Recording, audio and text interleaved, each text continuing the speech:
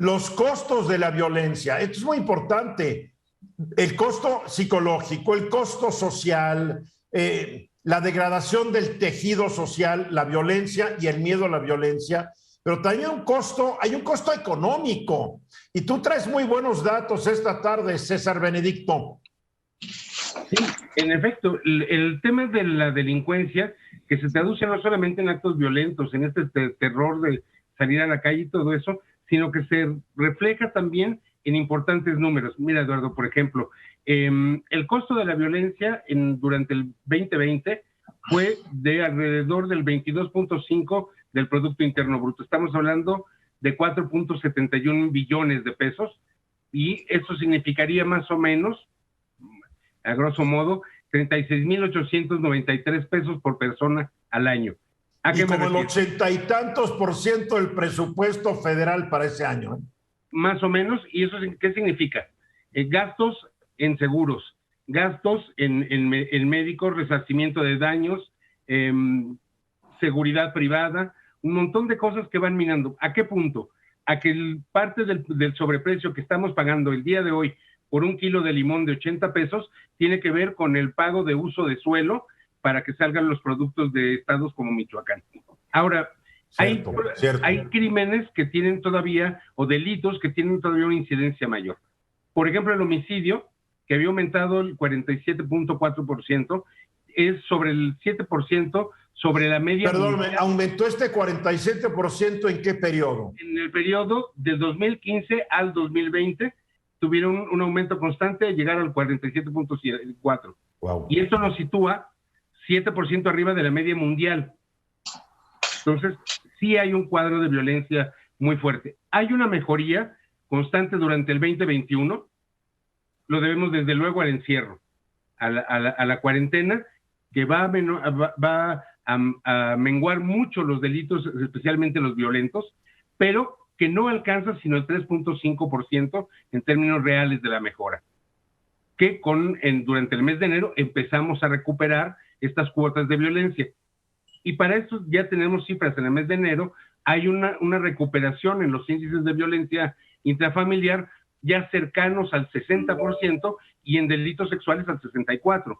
¿A qué me refiero? Yo no entiendo, porque el presidente se le había diciendo que somos un país de grandes valores, que casi como de las películas de Doña Prudencia Grifel y Sara García, en sus casas, haciendo chocolatito en la noche para que llegara la familia y todos alrededor de la mesa se deleitaran con un chocolatito y una concha. Es la imagen que el presidente nos quiere dar del país, pero las estadísticas nos están demostrando que dentro y fuera de las casas hay mucha violencia.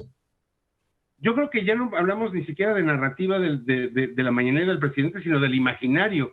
Es decir, este mundo que está narrando no existe.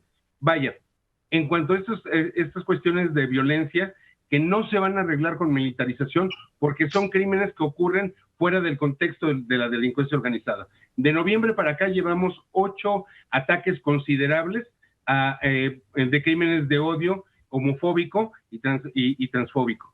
Y eso está sucediendo hoy en nuestras narices, con cuotas de violencia sumamente altas que nos van a pasar la factura económica en los meses inmediatos. Luis Miguel. Hay un delito que tiene un enorme impacto económico que no se considera de gran impacto comparado con secuestro y con homicidio, que es la extorsión. Claro. ¿Cuántos negocios simplemente tienen que pagar una segunda renta a un señor que de facto es el dueño, una organización que de facto es el dueño de la calle donde ellos tienen su negocio? Creo que este tema de cómo se volvió normal que alguien controla, que tiene el monopolio de la violencia en un territorio y hace imposible la vida a los dueños, pero también a los clientes de un local. Y nadie lo denuncia por miedo, porque además saben que si lo denuncian es muy baja la probabilidad de que se resuelva su problema, porque muchas veces estos delincuentes organizados que controlan calles y cobran el famoso derecho de piso están coludidos con las autoridades de la alcaldía o del municipio o del estado. O sea, aquí no hay de otra. Si no, no te lo explicas. el Poder Judicial no sirve porque muy pocos de ellos comparecen ante un juez y muchas veces comparecen y son dejados en libertad porque por cambios que se han hecho a los códigos penales, muchos de estos delitos ya no son graves. Una persona en México te puede desfalcar $1 millón y no es grave. Así se ha puesto el país. Marco. Estas terribles cifras, hay que decir, son incompletas. Faltan sumar otras cifras. Por ejemplo... Bueno, es que porque no lo hizo, porque no hizo bien la tarea César. No.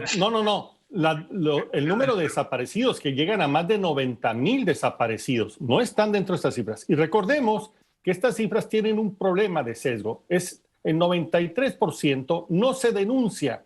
Entonces, imagínense si sumáramos todos los delitos no denunciados a las cifras que nos da César, sería terrible el daño económico.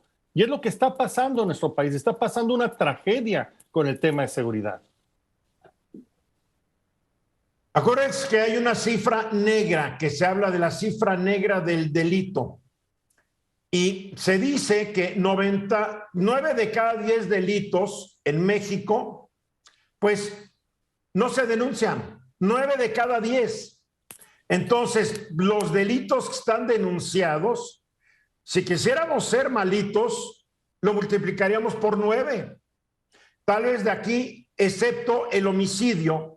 Pero el homicidio tampoco podemos tener idea clara, porque dentro de los 90,000 desaparecidos que se acaba de mencionar, muchos ya están muertos, pero sus cuerpos no aparecen. Entonces la situación es más grave de la que la gente se quiere imaginar. Y estamos dando estos números no para que la gente entre en pánico, sino porque con estos números tenemos que ser más exigentes con nuestras autoridades, porque ya basta que llegó el presidente municipal y todo el mundo le aplaude para quedar bien, aunque no haga nada. Ya estuvo bien que nombren de embajadores a exgobernadores que no supieron combatir el delito en sus estados y que se les da un premio únicamente por consideraciones políticas. O sea, no puede ser. Tenemos que protestar, tenemos que exigir, o el país se lo va a seguir llevando la tristeza. César.